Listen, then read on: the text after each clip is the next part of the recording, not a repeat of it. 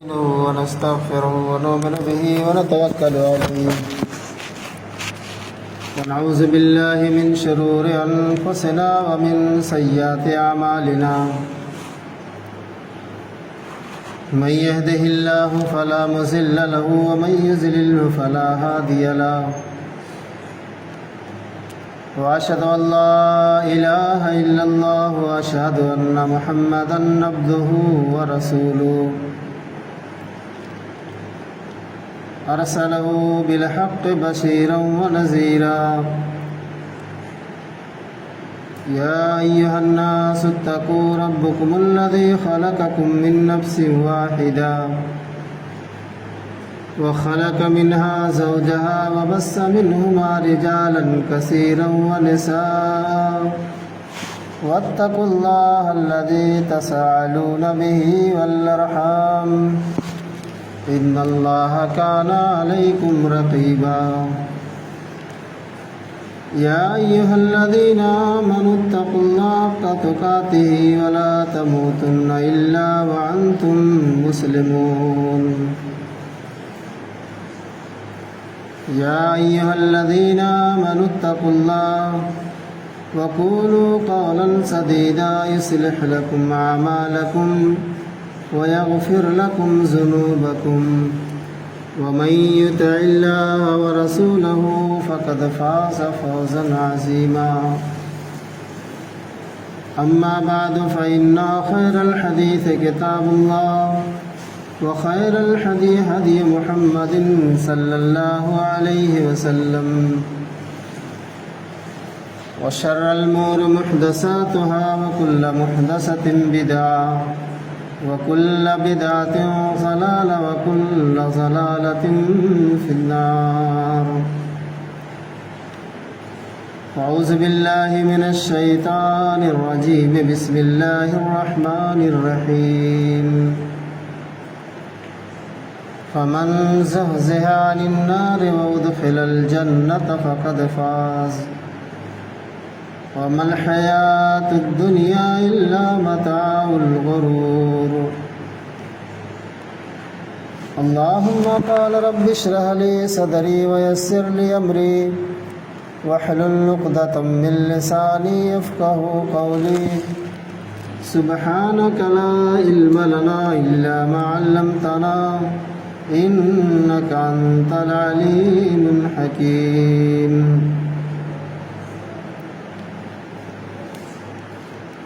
معزز حاضرین جمعہ، ہر قسم کی تعریف، بڑائی اور کبریائی، حمد و ثنا لائق و سزاوار ہے رب العالمین کے لیے، جو خالق کائنات ہے، مالک ارض و سما ہے، پوری جہان کا خالق و مالک ہے، جس نے ہم تمام انسانوں کو اس دنیا کے اندر پیدا کیا اور پیدا کرنے کے ساتھ ساتھ اللہ رب العزت نے ہر قسم کی نعمتوں سے نوازا۔ بعدہ درود و سلام نازل ہو اللہ رب العالمین کے بھیجے ہوئے تمام پیغمبروں پر، بالخصوص ہمارے آخری نبی جناب محمد الرسول اللہ صلی اللہ علیہ وسلم پر بے شمار درود و سلام کے پھول نشاور فرما۔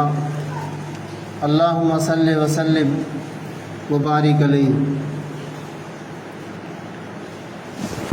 ابھی چند دن گزرے ہیں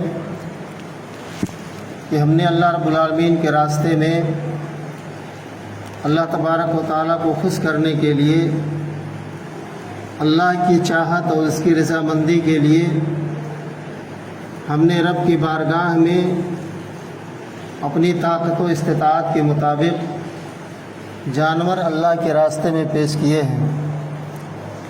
یہ قربانی جو ابھی ہمارے درمیان سے گزرا ہے، یہ ہم کو کیا سبق دے کر کے گیا، اور اس قربانی سے ہم نے کیا عبرت حاصل کی، قربانی ہم سے کیا چاہتا ہے۔ جو جانور رب کی بارگاہ میں ہم اور آپ پیش کیے ہیں اس کا گوشت، ہڈیاں، چمڑے سب اسی دنیا میں رہتا ہے۔ ہمارے استعمال میں گوشت ہم کھا لیتے ہیں، ہڈیاں ادھر ادھر پھینک دیتے ہیں، اس کے چمڑے کو مٹی کے اندر دفن کر دیتے ہیں۔ اس میں اللہ تک کیا پہنچتا ہے؟ وہی چیز، وہی مقصد تھا اللہ رب العالمین کی اس قربانی کی فرض کرنے کا۔ گوشت ہم اور آپ استعمال کرتے ہیں، ہڈیاں پھینک دیتے ہیں، اس کا چمڑا اس کو بھی پھینک دیتے ہیں۔ اللہ تک کیا پہنچتا ہے؟ تقویٰ پہنچتا ہے۔ اللہ کا ڈر، تقویٰ، پرہیزگاری اللہ تک پہنچتا ہے۔ اور وہی تقویٰ اللہ رب العالمین چاہتا ہے کہ بندے ہم سے ڈریں، ہم سے تقویٰ اختیار کریں۔ قربانی کے فرض کرنے کا رب العالمین کا یہی مقصد ہے کہ ہمارے اندر تقویٰ پیدا ہو جائے۔ اللہ رب العالمین اسی چیز کا ذکر قرآن کریم کے اندر کیا ہے، فَمَنْ زُحْزِحَ عَنِ النَّارِ وَأُدْخِلَ الْجَنَّةَ فَقَدْ فَازَ۔ جو آدمی کل قیامت کے دن جہنم کے آگ سے بچ جائے، وَأُدْخِلَ الْجَنَّةَ اور جنت میں داخل ہو جائے، فَقَدْ فَازَ وہی شخص کامیاب ہوا۔ وَمَا الْحَيَاةُ الدُّنْيَا إِلَّا مَتَاعُ الْغُرُورِ، اور یہ دنیا کی زندگی یہ متاع غرور ہے، یہ دھوکے کی زندگی ہے۔ اللہ تبارک و تعالیٰ نے اس دنیا کی زندگی کو دھوکے کی زندگی کیوں کہا؟ ہم اور آپ جس دنیا میں زندگی بسر کرتے ہیں، یہ دنیا دھوکے کی زندگی اللہ تعالیٰ نے کیوں کہا ہے کہ یہ دنیا کی زندگی محض دھوکے کی زندگی ہے؟ میں آپ کو ایک مثال کے ذریعہ سمجھاؤں۔ اس سمندر کے کنارے ہم اور آپ گئے ہیں، سمندر کے کنارے دیکھو پانی نظر آتا ہے، اس کے بعد بالو نظر آتا ہے۔ جب اسی بالو ریت کو جو سمندر کے کنارے پڑا رہتا ہے، اگر ہم اس کو دور سے دیکھیں گے تو یہی پتہ چلے گا کہ یہ بالو نہیں بلکہ پانی نظر آتا ہے۔ دور سے دیکھنے میں پانی نظر آتا ہے، لیکن جب اسی کو ہم قریب جا کر کے دیکھتے ہیں تو پتہ یہ چلتا ہے کہ یہ پانی نہیں بلکہ بالو ہے، یہ ریت ہے۔ ایسے ہی اس دنیا کی مثال ہے، اگر دنیا کو دور سے دیکھو گے، دور کی نگاہوں سے دیکھو گے تو دنیا بڑی حسین و جمیل ہے، بڑی خوبصورت ہے، بڑی اچھی ہے، لیکن اس کو قریب جا کر کے اس دنیا کو دیکھنے کی کوشش کرو گے تو یہ دنیا حقیقت میں ایک دھوکے کی زندگی ہے، بڑے ہی فریب ہے، بڑے ہی مکر ہے۔ یہ زندگی جو ہم اور آپ جی رہے ہیں یہ عارضی زندگی ہے، وقتی طور کے لیے زندگی ہے، اور کسی کا کوئی ٹھکانہ نہیں، کسی کا کوئی وقت نہیں کہ کب اس کے جسم سے اس کا روح نکل جائے۔ تو یہ زندگی عارضی زندگی ہے۔ اور جو آخرت کی زندگی ہے، مرنے کے بعد جو زندگی ملے گی اسے ہمیشگی کی زندگی کہا جاتا ہے، وہ زندگی کبھی ختم نہیں ہوگی۔ یہ دنیا کی زندگی 50-60 سالہ زندگی ہوتے ہوئے ہم اس دنیا سے چلے جائیں گے، اس کے بعد جو زندگی آئے گی جسے آخرت کہا جاتا ہے وہ ہمیشگی کی زندگی ہے۔ جیسے اس کی مثال یہ ہے کہ اگر اپنے انگلی کو کسی تالاب یا سمندر میں ڈالو اور اسے نکال لو تو اس انگلی میں چند قطرے پانی لگے ہوں گے، وہی چند قطرے پانی یہ دنیا کی زندگی ہے، اور بھرے ہوئے سمندر بمقابلے آخرت کے وہی آخرت کی زندگی ہے۔ پتہ یہی چلا کہ دنیا کی زندگی بڑی مختصر ہے، بڑی مختصر ہے۔ اس کی مثال اللہ کے نبی صلی اللہ علیہ وسلم نے پانی کے انگلی میں لگے ہوئے ایک قطرے کے مانند بتایا ہے کہ جس طریقے سے انگلی کو پانی میں ڈالنے کے بعد اسے نکال لیا جائے، انگلی میں جو چند قطرے پانی لگے ہوئے ہیں وہی دنیا کی زندگی ہے، اور آخرت کی زندگی بھرے ہوئے سمندر کے مقابلے میں ہے جو ختم ہونے والا نہیں ہے۔ تو اس زندگی کے لیے تیاری کرو، وہ آنے والی زندگی کے لیے تیاری کرو، اور اپنی زندگی کو ایک ایسے مرحلے میں، ایک ایسے سانچے میں ڈھانپنے کی کوشش کرو جس سے اللہ اس کے رسول خوش رہے۔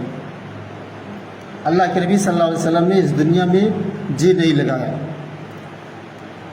ایک آدمی نبی کریم جناب محمد رسول اللہ صلی اللہ علیہ وسلم کے زمانے میں ایک مری ہوئی بکری کا بچہ جو گھسیٹتا ہوا لے کے جا رہا ہے۔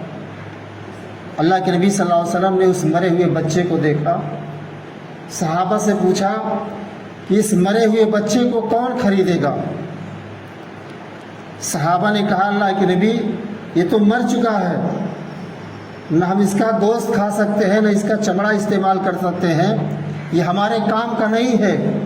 آپ نے فرمایا کہ یہی دنیا کی زندگی ہے، اس کی دنیا کی مثال ایسے ہی ہے کہ جس کی کوئی اہمیت نہیں ہے، جس کی کوئی قیمت نہیں ہے۔ اللہ کے نبی صلی اللہ علیہ وسلم، صحابہ کرام نے بڑے بڑے بادشاہوں کو دیکھا، ان کی تعظیم کی جا رہی ہے، ان کی لوگ عزت کرتے ہیں، ان کا احترام کرتے ہیں۔ ایک صحابی رسول نے کہا ہمارے پیغمبر جناب محمد رسول اللہ صلی اللہ علیہ وسلم کھجور کے پتوں کی بنی ہوئی چٹائی پر ننگی پیٹھ لیٹے ہوئے ہیں، اور آپ کے جسم پر چٹائی کے نشان بنے ہوئے ہیں۔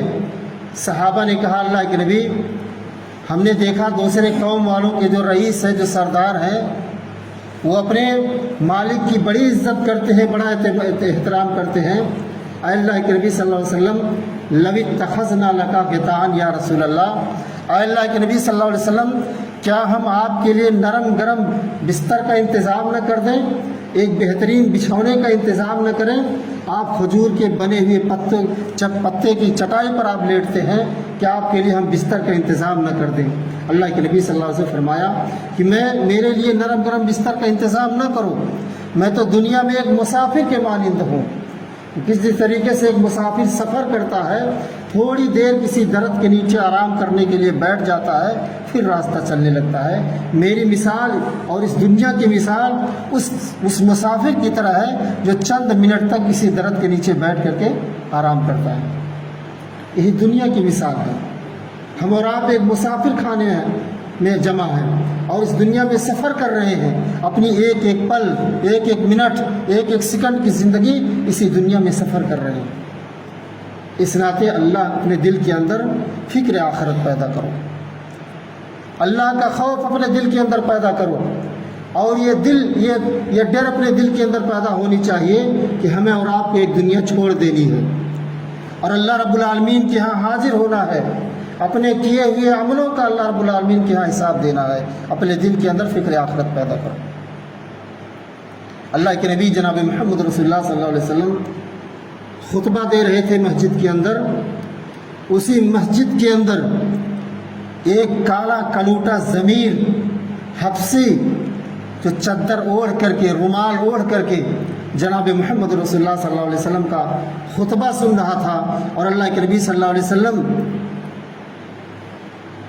جہنم کے بارے میں تذکرہ کر رہے تھے، جہنم کے عذاب کے بارے میں تذکرہ کر رہے تھے، جہنم کی آگ کے بارے میں اللہ کے نبی صلی اللہ علیہ وسلم خطبہ دے رہے تھے۔ وہ کالا کلوٹا ضمیر حبشی مارے ڈر کی وجہ سے جہنم کے جب ذکر کیا گیا، جہنم کا تذکرہ کیا گیا، وہ جو مسجد کے اندر کالا کلوٹا ضمیر حبشی بیٹھا ہوا تھا، مارے ڈر کی وجہ سے کانپنے لگا، نماز پڑھا کسی طریقے سے، گھر گیا، چادر اوڑھ کر کے سو گیا، رب سے دعا کرنے لگا ربنا اصرف عنا عذاب جہنم ان عذاب جہنم کان غراما۔ اے رب العالمین تو جہنم کی آگ ہمارے اوپر سے ہٹا لے، جہنم کے عذاب ہمارے اوپر سے ہٹا لے۔ اسی سوچ میں، اسی دعا ہی کر رہا تھا، اچانک دل پر بڑا زور اثر پڑا، ہارٹ اٹیک ہوا، چارپائی سے نیچے گرا، مر گیا۔ یہ فکر آخرت ہونی چاہیے، آخرت کا خوف ہمارے اور آپ کے دل میں ہونی چاہیے۔ کیا کبھی آپ نے سنا ہے کسی انسان کا موت اسے ہارٹ اٹیک فکر آخرت کی وجہ سے ہوئی ہے؟ نہیں ہوئی ہے۔ 10 لاکھ کا اگر دکان ہے، آگ لگ جائے، چوری ہو جائے، انسان کا ہارٹ اٹیک پڑ جاتا ہے، گرتا ہے، فوراً مر جاتا ہے۔ جہنم کے عذاب کے بارے میں، اس کی آگ کے بارے میں جس کی چنگاریاں امام کائنات جناب محمد رسول اللہ صلی اللہ علیہ وسلم بیان کرتے ہیں جہنم کی آگ کے بارے میں، کہ اگر جہنم کی چنگاری، تھوڑی سی چنگاری اسی دنیا میں گر جائے تو اس چنگاری کی وجہ سے پوری دنیا جل کر کے راکھ ہو جائے گی، کسی انسان کا کوئی پتہ نہیں ہوگا، گھاس پھوس سب کچھ جل کر کے راکھ ہو جائے گا اس جہنم کی معمولی سی چنگاری کی وجہ سے۔ اللہ کے نبی جناب محمد رسول اللہ صلی اللہ علیہ وسلم بیان کرتے ہیں کہ جہنم 2 مرتبہ سانس لیتی ہے، اور جب اپنی گرمی، اپنی سانس، اندر کی سانس باہر پھینکتی ہے، اس کا نتیجہ ہمارے سامنے ہے۔ یہ چلچلاتی ہوئی گرمی، چلچلاتی ہوئی دھوپ، یہ سب جہنم کے نتائج ہیں۔ جو اپنی گرمی باہر پھینک رہا ہے اور جب سانس اندر لیتی ہے، اتنی تیز سانس لیتی ہے، اس کی کھچاؤ کی وجہ سے ٹھنڈک محسوس ہونے لگتی ہے۔ اللہ کے نبی صلی اللہ علیہ وسلم بیان کرتے ہیں کہ مرتبہ جنت اور جہنم میں تکرار ہو گیا، جنت لڑ پڑا، جہنم بھی لڑ پڑا، دونوں میں بحث و مباحثہ ہونے لگا۔ اللہ تبارک و تعالیٰ نے فرمایا کہ اے جہنم لڑو نہیں، اے جنت لڑو نہیں، اے جہنم ہم نے تجھے بھرنے کا وعدہ کیا ہے، اے جنت ہم نے تجھے تیار کیا ہے، وعدت للمتقین، اے جنت ہم نے تجھے متقیوں کے لیے تیار کیا ہے، اچھے لوگوں کے لیے، نیک بندوں کے لیے ہم نے تجھے تیار کر رکھا ہے۔ اے جہنم تو بھی میری مخلوق ہے، اور ہم نے تجھے اللہ کے باغیوں کے لیے، نافرمان کرنے والوں کے لیے، میری عبادت سے روگردانی کرنے والوں کے لیے، کافروں کے لیے، مشرکوں کے لیے، اے جہنم ہم نے تجھے تیار کر رکھا ہے۔ جہنم بڑی ہی بری جگہ ہے، بری ہی ٹھکانہ ہے۔ وہی چیز اللہ تبارک و تعالیٰ نے قرآن کریم کے اندر ذکر کیا ہے، فَمَنْ زَحْزِحَ عَنِ النَّارِ، جو آدمی کل قیامت کے دن جہنم سے بچ جائے، نار سے بچ جائے، وَأُدْخِلَ الْجَنَّةَ، اور جنت میں داخل ہو جائے، وہی شخص حقیقت میں کامیاب ہوگا۔ ہم اور آپ دنیا والے جسے کامیاب سمجھتے ہیں، کوئی اچھا سا مکان بنا لیا ہو، 2-4-10 بیگھہ کھیت خرید لیا ہو، 2-4 لڑکے اس کے پاس ہو، کمانے اور پیسے کی فراوانی ہو، بینک بیلنس کر لیا ہو، ہم اور آپ سمجھتے ہیں کہ وہ کامیاب ہو گیا۔ دنیا کے معاملے میں سمجھتے ہیں کہ وہ شخص کامیاب ہو گیا، حقیقت میں کامیابی وہ نہیں ہے۔ کامیابی یہاں اللہ رب العالمین بتا رہا ہے، فَمَنْ زَحْزِحَ عَنِ النَّارِ، جو شخص نار سے بچ جائے، جہنم سے بچ جائے، وَأُدْخِلَ الْجَنَّةَ، اور جنت میں داخل ہو جائے، اصل میں وہی کامیاب ہے، وہی شخص کامیاب ہو۔ تو اپنے دل کے اندر فکر آخرت پیدا کرو، آخرت کا خوف پیدا کرو۔